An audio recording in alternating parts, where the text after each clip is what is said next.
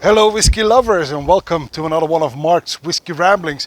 Today a distillery with the Royal Warrant.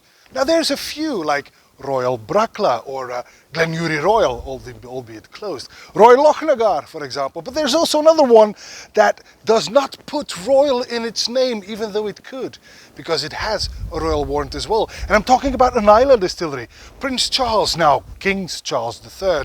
King Charles III, when he was still Prince of Wales, he visited the Laphroaig distillery on Islay. This is 1994, and he bestowed upon the Laphroaig distillery a Royal Warrant. So it could just have, if history had just taken a slightly different turn, we could have been enjoying Royal Laphroaig or Laphroaig Royal, but we don't. No, they simply put a small label on their bottle saying Royal Warrant since 1994. But what we are trying today is something from before Laphroaig had its warrant. Here she is. It's obviously a very small bottle, as you can see. This was given to me by a friend, and this is a Laphroaig 10 years old, but pre-warrant. There is no mention of a warrant on this label anywhere, which means that this is bottled before 1994, and as it's 10 years old, that means that it is distilled from 1984 or even before that. So I'm not entirely sure when this was bottled, but it was definitely before 1994, meaning that what's inside this bottle has actually been, in the bottle for almost 30 years, which means it spent 3 times as long in the casks than it ever, 3 times as long in the bottle, than it ever spent on the cask. So this is a little gift that I got from a friend of mine who found it in his basement somewhere.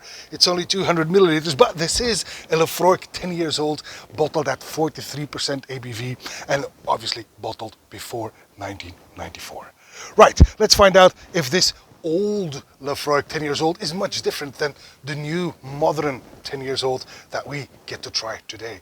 Beautiful, full golden color, and like I said, bottled at 43% ABV. The Laphroaig 10 years old, pre-warrant on the nose. Oh, whoppa, yeah baby, this is old school.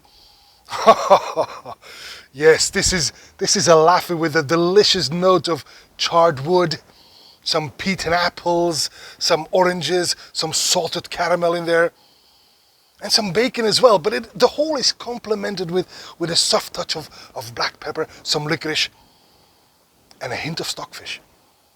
But it is mostly sweet, basically.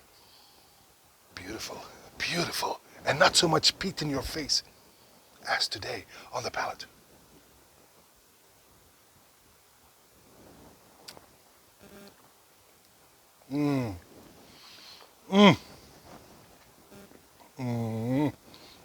The malt is deliciously oily on the palate. It's almost creamy, in fact. It's really mouth coating. It is. I get some firm notes of dark fruit in there, but also some bright notes like citrus.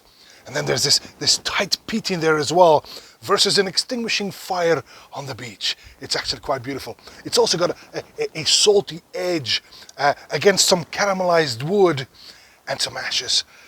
And it's flabbergastingly good. You might not know this, but Laphroaig has for decades now been the best-selling single malt from the island of Islay. And I can understand why. This is probably one of the malts that Laphroaig based its reputation on, and that makes it a very well-deserved reputation indeed on the finish.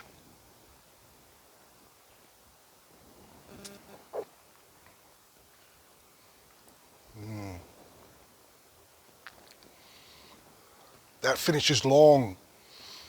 That finish is sweet and salty at the same time, and it's got this umami touch on the deathbed. Well, there is this expression that says everything used to be better, and normally I would say yeah, bullshit. Oh, excuse my French. I mean, beep. We'll have to cut that out. No, we don't. I used to think that was bullshit. It used to be better. In this case, it is absolutely right. This is absolutely delicious, outstanding, hard to find. I love it. So a big shout out to my good friend Jeroen, who handed me this as a little gift and said, you should try this old school pre-Warrant Laphroaig 10 years old. It's completely different than the one you will find today. And he was absolutely right. This is top-notch liquid history and an absolute blissful experience to try it. And that's all for this Whisky Rambling. And I hope to see you at one of Mark's Whisky Ramblings real soon. And until then, may the malt be with you.